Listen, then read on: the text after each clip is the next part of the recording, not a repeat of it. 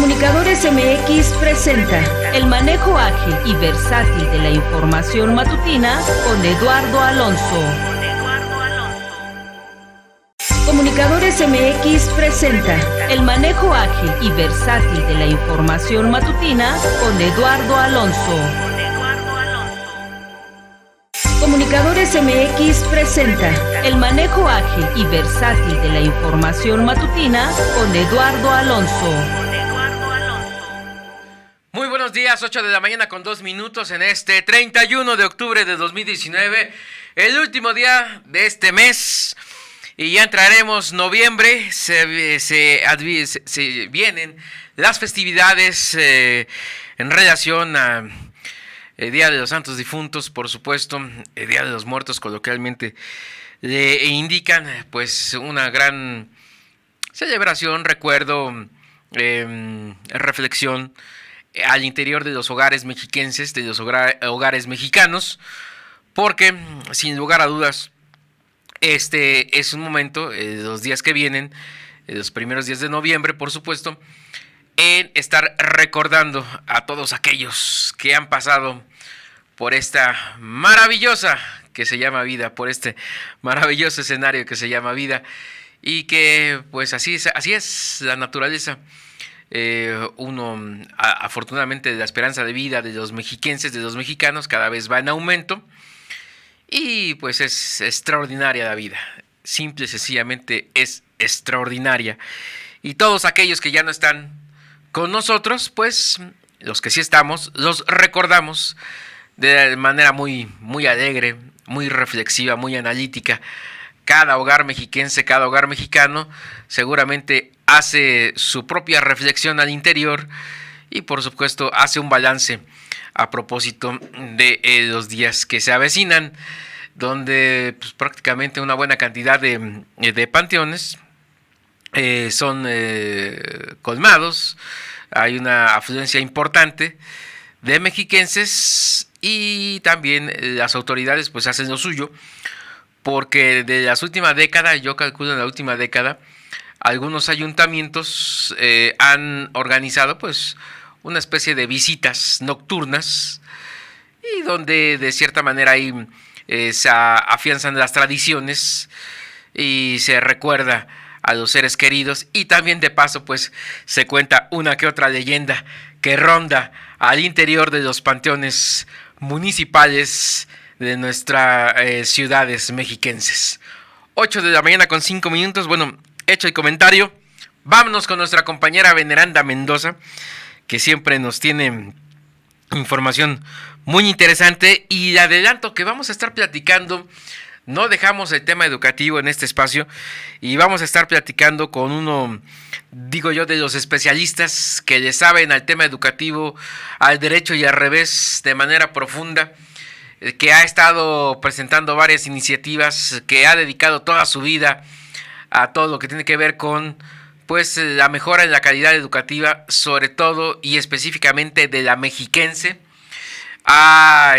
Forma parte y es muy activo en lo que tiene que ver con las estructuras educativas, y vamos a estar platicando con este especialista en el tema educativo alrededor de las 8:15 minutos, 8:18 minutos de esta mañana de jueves. Pero en tanto, nuestra compañera Veneranda Mendoza ya está en la telefónica y nos tiene su reporte. También vamos a echarnos un clavado porque ayer se hizo toda la relatoría, el minuto a minuto, cómo fue el operativo fallido, el fracaso del gobierno federal en temas de seguridad en la detención de Ovidio Guzmán, pero ahí vamos a echarnos un clavado a ratito en lo que están preguntando a los compañeros periodistas al presidente López Obrador, que está acompañado pues, con prácticamente todo su gabinete de seguridad, y así fue. Ayer se hizo una presentación en minuto a minuto, la relatoría, y prácticamente no admitió preguntas y dijo: analicen los temas, analicen todo lo que le acabamos de demostrar, que fue una cantidad impresionante de datos, de imágenes, de fotografías, de testimonios. Y dijo, y el día de mañana, es decir, hoy nos vemos para que nos empiecen a preguntar. Nos echamos un clavado al rato de lo que está respondiendo López Obrador y de lo que los compañeros periodistas preguntan allá en Palacio Nacional en las conferencias mañaneras. En tanto, ahora sí, Veneranda Mendoza, ¿cómo estás? Buenos días. días al auditorio. Ejidatarios del núcleo agrario de Las Salinas denunciaron que a balazos fueron echados por la vocal ejecutiva del Consejo Estatal para el Desarrollo Integral de los Pueblos Indígenas del Estado de México, CEDIPIEM, Dora Elena Real Salinas, del rancho El Cristo, que se ubica en San Felipe del Progreso y que además es de su propiedad. Desde 2013, recordaron, existe una orden de la Suprema Corte de Justicia de la Nación, derivada del TOCA 541, para que la familia de esta funcionaria desaloje el inmueble que le había sido despojado a los ejidatarios. Lidia Segovia, representante legal de estos campesinos, indicó que el pasado 8 de agosto el Juzgado Civil de Ixtlahuaca notificó a José Guadalupe Real Pedraza, padre de Dora Elena, que tenía 8 días para desalojar la propiedad. Por esta razón, algunos ejidatarios, alrededor de 19, acudieron al rancho a solicitarle que hiciera cumplir esta sentencia. Sin embargo, pues al final de cuentas, la funcionaria, acompañada por un grupo de personas armadas, alrededor de 40, según nos refieren ellas, los intimidó y exigió que se fueran. De lo contrario, amenazó con traer a personas del poblado de Choteje para golpearlos. Dora Elena Real, diputada local por el Partido Revolucionario Institucional de 2012 a 2015, informó a los ejidatarios que no entregará la propiedad hasta que no llegue el Ministerio Público con una orden de desalojo. El rancho El Cristo fue adquirido por el grupo ejidal Las Salinas el 28 de marzo de 1960, tras la expropiación de sus tierras por el gobierno del Distrito Federal, hoy de la Ciudad de México. Este rancho fue adquirido con el pago de aquella expropiación. Años más tarde, el terreno les fue arrebatado por José Guadalupe Real Pedraza, quien habita la propiedad y durante 2 décadas ha ofrecido en venta a compradores de buena fe parte del terreno para ganar tiempo a través de juicios y amparos entablados por ellos. Desde 1993, recordó el abogado, el Tribunal Unitario Agrario reconoció que el predio era propiedad del ejido de Las Salinas, pero se declaró incompetente, por lo que se inició el juicio civil en Ixtlahuaca. No obstante, gracias a las relaciones políticas de la vocal del CEDIPIEM, el juzgado ha otorgado los amparos a los familiares de la funcionaria a fin de suspender la orden de desalojo. Por su parte, Marina Morena, presidenta del Comisariado Ejidal de Las Salinas, acreditada ante el Registro Agrario Nacional en marzo de ese año con el folio 2672, destacó que el conflicto que enfrentan con Real Pedraza y ahora su hija Dora Elena ya se tornó político, pues han agotado todas las instancias legales sin que ninguna autoridad, incluyendo el Ministerio Público, quiera entrar al rancho con la fuerza pública. Los ejidatarios del núcleo agrario Las Salinas denunciaron que el pasado jueves, tras ser desalojados con lujo de violencia del predio de la funcionaria, 4 personas a su servicio fueron detenidas por elementos de la Policía Estatal y del Ejército, quienes al escuchar las detonaciones se aproximaron al lugar. Se trata de José Manuel Malo Sánchez, Pablo García Sánchez Seferino Contreras y César Acevedo Ramírez, a quienes al momento de su captura, luego de que intentaron huir, se les encontró en el vehículo donde viajaban un arma de fuego calibre 22, con la que posiblemente se realizaron las detonaciones. Sin embargo, al llegar al Centro de Justicia de Ixtlahuaca, fueron puestos en libertad. El Ministerio Público nos indicó que los abogados de los detenidos llevaban preferencia y curiosamente son los mismos defensores legales de Real Pedraza. A los ejidatarios nunca se les tomó la declaración, informó Lidia Segovia. Los ejidatarios hicieron un llamado al gobierno de Andrés Manuel López Obrador para que investigue la corrupción y tráfico de influencias de esta familia, que no puede acreditar la propiedad del predio, pero que pues para estos momentos está en su posesión. Y bueno, de esta manera más o menos ocurrieron los hechos.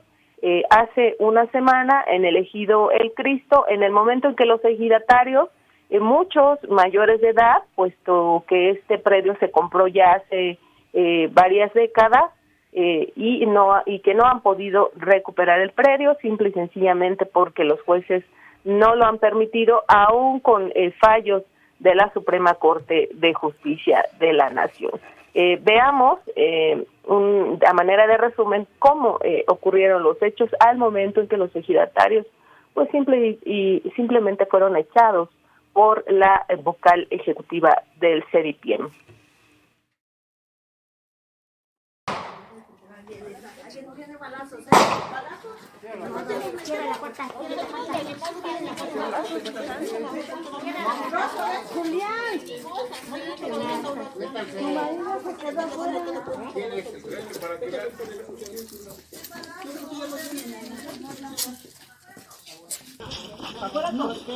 Porque esto es mi casa. No, señor. ¿Dóndónde está la policía? ¿Dónde está? ¿Dónde está? Hay un juicio. Hay un juicio. Órale, para afuera todos. Ah, ¿no? Órale. El Ministerio Público ya abierto. ¿Dónde está? Dame. ¿Dónde está? ¿Dónde está? ¿Dónde está la orden de que tengo que entregar? Pues ya se la dieron. A mí el juez no me ha dicho nada. A mí el juez no me ha dicho nada. No, señores, no está.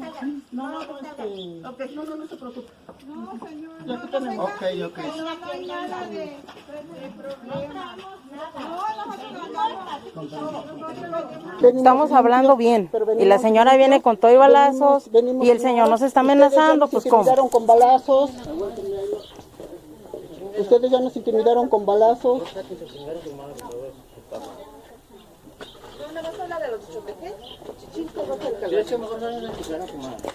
Muchas gracias, señor, por recordarme. Mi madre ya está muerta, pero muchas gracias por recordármela.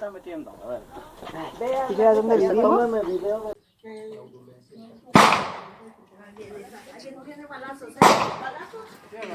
Pues todo un caso sin lugar a dudas, veneranda Mendoza.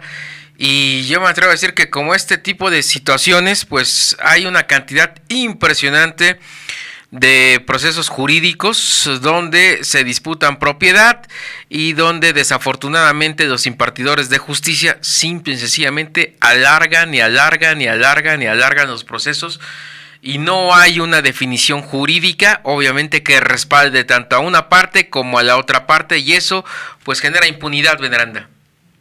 Sí, sin duda, y bueno, en este caso en particular llama la atención porque, bueno, primero quien ha corrido, por ejemplo, en este caso a los ejidatarios, es titular de un organismo que en teoría tendría que velar por los derechos de ejidatarios, de indígenas, por ejemplo, ¿no? El CEDIPIEM.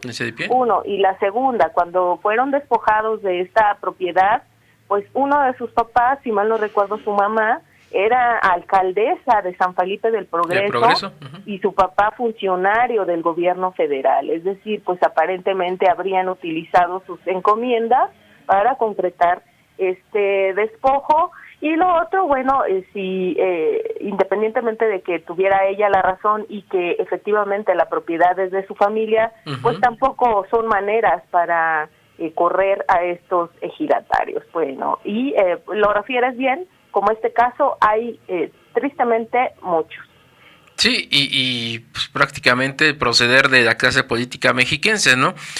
De prepotencia, amiguismos, compadrazgos, influyentismo y todo parece indicar que pues se habrían movido los hilos precisamente para beneficiar a una de las partes y es ahí donde insistimos que híjoles, ¿dónde están los impartidores de justicia? ¿Dónde está la fiscalía? ¿Y dónde están los procedimientos jurídicos que se deben de seguir en este tipo de situaciones? Obviamente, pues están inexistentes. Gracias, veneranda.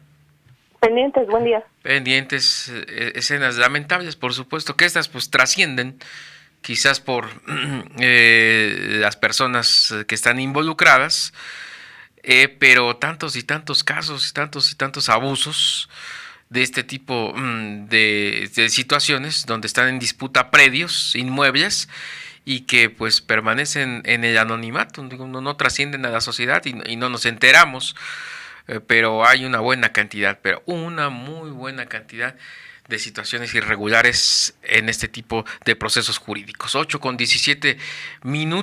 A ver, Rafa, si nos echamos un clavado ahí a la mañanera de lo que está contestando López Obrador en relación al operativo fallido, fracasado, dicen algunos, el gran tropezón que se da todo el gabinete de seguridad con este operativo que pues obligó a liberar a Ovidio Guzmán. A ver, retomamos la señal. Y ahí dice que los guarijíos en la manifestación de impacto ambiental, si la leen usted o si la lee su gente, dice que los guarijíos no quisieron consulta, que están de acuerdo con lo que la empresa les está diciendo de que todo está bien. Entonces, ¿cuál fue el trabajo de Semarnat ahí? Que no se verificó bien. Es más, los guarijíos ni los yaquis que están contra el gasoducto y el acueducto Independencia tuvieron acceso a usted en su gira.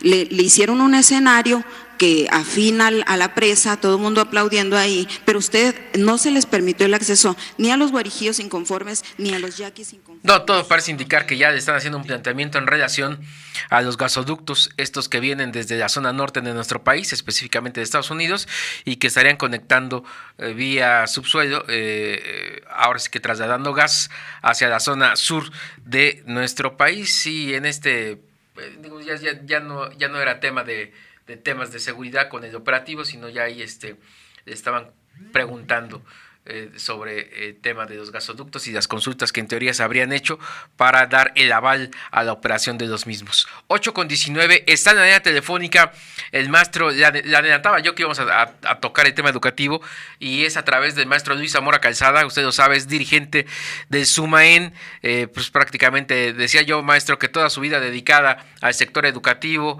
a hacer ahí desde la parte operativa, desde la parte sindical, a tratar de hacer sinergias y dar impulso a todo lo que tiene que ver con pues las temas para que la calidad de la educación en el Estado de México pues sea de primera.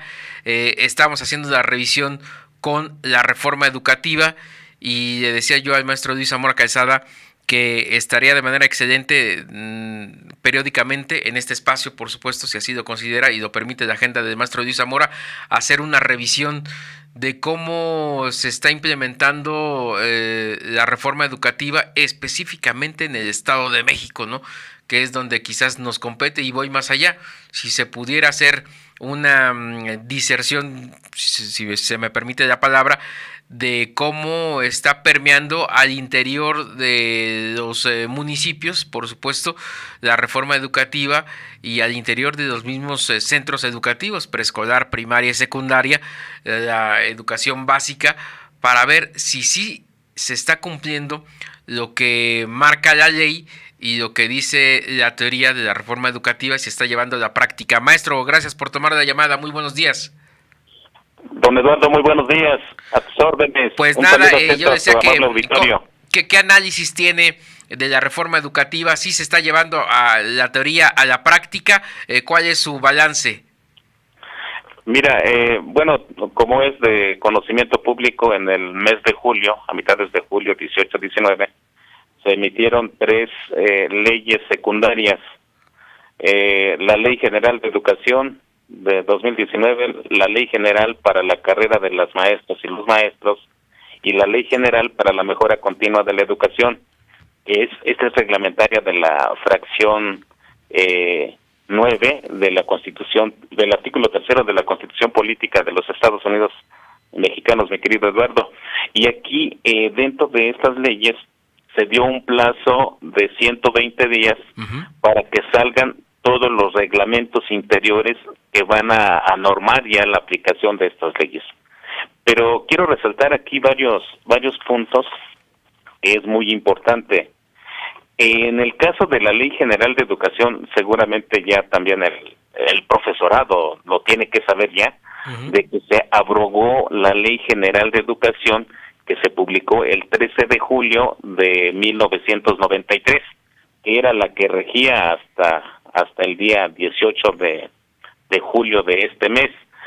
Pero con esta abrogación se deja también ya sin efectos todas las disposiciones que tenían sus leyes secundarias quedaron sin efectos. Y te quiero compartir para que el magisterio esté informado, dentro de esta Ley General de Educación, esta nueva Ley General de Educación, en su exposición de motivos, es realmente interesante leer, por ejemplo, en sus bases constitucionales, que hablan por primera vez del respeto de los derechos de las maestras y los maestros, y le dedican todo un título que le llaman también revalorización de correspondiente.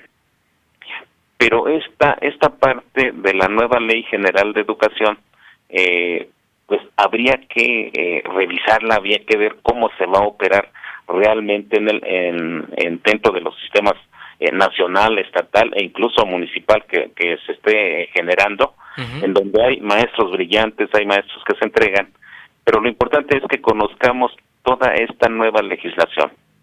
Si no nos metemos en este asunto, créanme que va a ser muy complicado que esto pueda operar, porque lo que hemos aprendido en todos estos años es que la aplicación de la ley la tenemos que buscar siempre el ciudadano. En el caso nuestro, como profesional, es el maestro quien tiene que luchar por estos derechos garantizados en la ley. La autoridad siempre suele ser omisa. Deme un ejemplo. ¿A qué se refiere, maestro Luis Zamora Calzada, cuando habla de derechos de los maestros? Supongo yo, pues los normales, llegar, cumplir con su horario de trabajo, tener una remuneración por de mismo, decorosa, digamos bien, que se le entreguen todo lo que tiene que ver con sus prestaciones sociales, pues hasta ahí, digamos, es algo normal que sucede, no solo en el magisterio, sino supongo yo en cualquier otro ámbito laboral, regulado, institucional.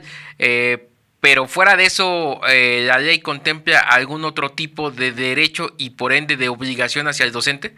Bueno, en el caso de esta Ley General de Educación, lo que contempla es la capacitación del maestro, la formación del maestro, porque los otros derechos están contenidos en las leyes del trabajo, en la Ley Federal del Trabajo, en la Ley Federal de los Trabajadores al Servicio del Estado, y para el caso del Estado de México es la Ley del Trabajo de los Servidores Públicos del Estado y municipios, que parece ser que es letra muerta porque la autoridad no la acata, mi querido Eduardo. No, en este caso, en la Ley General de Educación, a lo que se refiere es a esa formación del maestro, a esa capacitación continua. Están tocando el punto de que se tiene que transformar en las escuelas normales para tener un nuevo perfil de maestro. Un maestro que sirva para lo que ellos están llamando la nueva escuela mexicana. Hoy la palabrita está de moda, está recorriendo, pero parece que no se entiende exactamente qué es la nueva escuela mexicana. Y lo voy a decir en palabras muy sencillas, muy simples. ¿Por qué? Porque fue una propuesta que hizo el SUMAEM a nivel federal en la reforma al artículo 3º constitucional. La nueva escuela mexicana, mi querido Eduardo, a tu amable auditorio, lo hago notar, es que se coloca en el centro de la educación los aprendizajes de los estudiantes. Ya en un programa anterior hablábamos de este tema. El asunto de los aprendizajes de los alumnos jamás había sido tocada en ninguna legislación en este país. Nosotros lo veníamos ya manejando, lo manejamos a nivel federal, y de verdad que hoy es un orgullo compartir con el profesorado, no solo del Estado de México, sino nacional, de que un planteamiento del Sindicato Unificado de Maestros y Académicos del Estado de México está en el texto de la nueva Ley General de Educación, y que salió el 18 de julio del 19. Déjeme aterrizarlo de la siguiente manera. En el caso de los docentes, si la ley establece que tienen derecho a a tomar cursos y a ser capacitados en alguna disciplina, estoy pensando en cómputo, estoy pensando en nuevas técnicas y tácticas de enseñanza, digamos, por ley ellos tienen derecho a tomar estos cursos y la institución le debe dar todas las facilidades para que esto así suceda. En el caso de lo que dice del aprendizaje de los alumnos, la columna vertebral, supongo yo, del sistema educativo nacional, es claro, que el alumno verdaderamente aprenda y a través, digamos, cuando dice uno pues que aprenda, pues sí, a eso van a la escuela, pero que haya los mecanismos necesarios para comprobar que en verdad está aprendiendo, está adquiriendo algún tipo de conocimiento. Mira, la situación es que se pretende organizar desde el Estado la situación de los elementos necesarios para garantizar el perfil de este maestro. Se está planteando un diagnóstico de necesidades del perfil actual del profesorado para poder, por supuesto, atender esos vacíos que aún no se tienen. En lo que se observa... Uy, ahí se nos fue la comunicación con el maestro. Estamos platicando con el maestro Luis Zamora Calzada. Sí, sigue la línea. No, ahí estamos. Se nos cortó la comunicación de la telefonía celular. Pero esto último que yo le decía al maestro Luis Zamora, supongo yo, y siendo muy francos, hay una buena cantidad de docentes que por una u otra circunstancia, quizás porque empezaron a laborar hace 30, hace 25 años, pues no han tenido acceso a lo que tiene que ver con internet, sistemas, paquetería de sistemas de cómputo, en fin. Y hoy, sin lugar a dudas, a nivel preescolar, primaria, secundaria, es una necesidad en esos términos saber de sistemas de cómputo y creo que iban enfocado.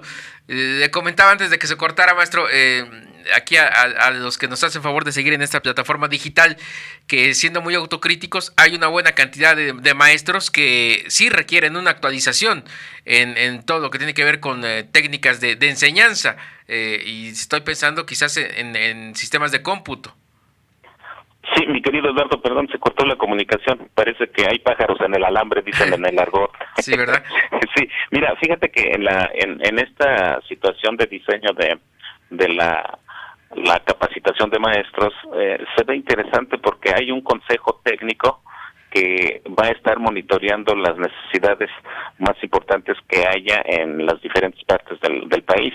Y sobre eso se van a ir atendiendo. Si hace falta, como tú lo comentas, temas sobre las tecnologías las últimas tecnologías, bueno, pues se verá sobre esta situación. Si hace falta más capacitación sobre temas de matemáticas, se implementarán al respecto. Lo que es preocupante es que se deja nuevamente un vacío fuerte en el tema de la docencia. Parece ser que no es suficiente con que el docente tenga la información del tema que va a dar, es necesario que se desarrolle esa parte que es materia de trabajo de los profesores, que es la docencia. Otra vez queda como ese gran vacío. Sí puedes darle mucha información al profesor, puedes tener bastantes datos de cualquier área, pero si no tiene la didáctica para trabajar esto con los estudiantes, nuevamente esa gran laguna puede ser un gran defecto de esta nueva Ley General de Educación, y que no se independientemente de que exista la Ley General para la mejora continua de la educación, nuevamente olvidan esta temática, la docencia, que hago un llamado atento a la autoridad federal para que se revise nuevamente dentro de la elaboración de los reglamentos interiores este tema. La docencia es la materia de trabajo de los profesores y parece que nuevamente queda en el olvido, mi querido Eduardo. Y comentarte que a ver si lo entendí bien, maestro, ya para ir finalizando. Cuando se refiere a la docencia, quizás se le hace llegar al maestro, digamos, sí, por supuesto, el plan de estudios, sea tercero de primaria, cuarto, quinto, sexto, en fin, y también se le hace llegar una buena cantidad de materiales y de información que tendrá que compartir, y por supuesto con sus alumnos. Pero quizás en ese tramo es las técnicas, si me permite decirlo así, de cómo enganchar a los alumnos para que el conocimiento se transmita, y no solo se transmita, sino el conocimiento sea analizado por parte de los alumnos, sea interpretado y ellos mismos saquen sus propias conclusiones de cualquier tema. Estoy hablando español, matemáticas, ciencias naturales, biología, en fin. Esa es la parte fina del trabajo de un maestro. De verdad que esa parte artística que llamamos docencia en donde no solo vas a tener el conocimiento frío, sino la parte afectiva de los alumnos. Lograr que el alumno se sienta parte de ese procedimiento, que haya afecto dentro de ese trabajo áulico, porque cuando hay afecto y cuando se siente parte de una construcción, se aprende, se incorporan nuevos elementos al referente del estudiante. En escribir una carta, en resolver un problema de matemáticas, en hablar de biología, etcétera, etcétera, pero que sientan esa emoción. La escuela, si no tiene emoción, no puede avanzar, y eso es parte de los elementos de la docencia que tiene que considerar el profesorado hoy en día. En las aulas, el maestro de verdad tiene que lograr que su estudiante, ya lo comentábamos, quiera lo que está haciendo y que se sienta parte de aquello que está trabajando dentro de los salones de clases, mi querido Eduardo, y eso simplemente es la docencia, y que esa es lo que tiene que ocupar hoy a las autoridades, por supuesto, para dar los espacios a los maestros y que ya no se secuestre esa creatividad pedagógica que se ha perdido por tantas plataformas, por tanto trabajo administrativo, por tanto hostigamiento al profesor. Que dejen trabajar al maestro, que se tomen las líneas generales de una docencia mexicana, de una nueva cultura pedagógica mexicana, y sobre eso avanzar en la propia escuela pública, mi querido Eduardo. Para cerrar la plática y sobre esto último que comenta, las cargas administrativas que tienen cada docente, y por supuesto que en el Estado de México eso afortunadamente es un ejército de maestros del sector federal, del sector estatal, que todos los días salen de sus hogares, arriban a las escuelas, se paran frente a grupo e imparten su conocimiento, y por supuesto al final de la jornada tienen que llenar una buena cantidad de temas administrativos.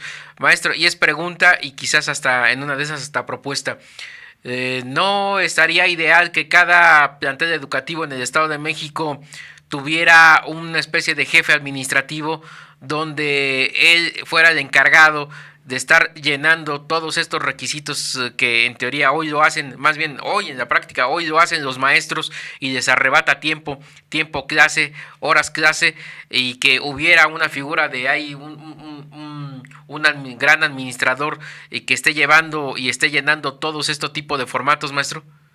Mi querido Eduardo, la Secretaría de Educación tiene la ineludible tarea y responsabilidad de revisar los datos que están pidiendo en las plataformas, porque les piden de un día a otro y son datos repetitivos y les ponen fechas para que suban esta información a las plataformas, y si no, inmediatamente viene la sanción y la represión por parte de las subdirecciones regionales, en el caso de estatal, por parte de las supervisiones, y créeme que hemos encontrado a bastantes profesores enfermos por esta gran presión, y nadie levanta la voz para decirle: Secretaría de Educación, ponte a revisar lo que estás exigiendo a los maestros para que se trabaje una sola plataforma, y si hay necesidad de que en tus diferentes instancias se requiera la misma información, pues que sea a través de esas instituciones que se comparta esa información a las otras unidades administrativas, y dejen trabajar al maestro, que le den el tiempo para hacer docencia en los salones de clases y no abandonen a los alumnos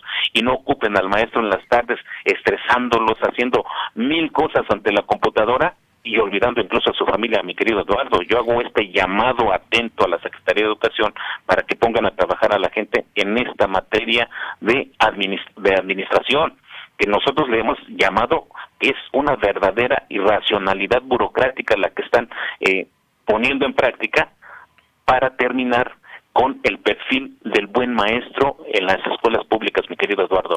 Pues maestro Luis Zamora Calzada, le agradezco los comentarios, por supuesto, las opiniones, el análisis que nos hace de una parte que el sector educativo es enorme, y sobre este aspecto que abordamos y que compartimos con los seguidores de Comunicadores MX, pues seguramente les será de algún aporte de interés. Gracias, maestro Luis Zamora Calzada, dirigente del SUMAEN.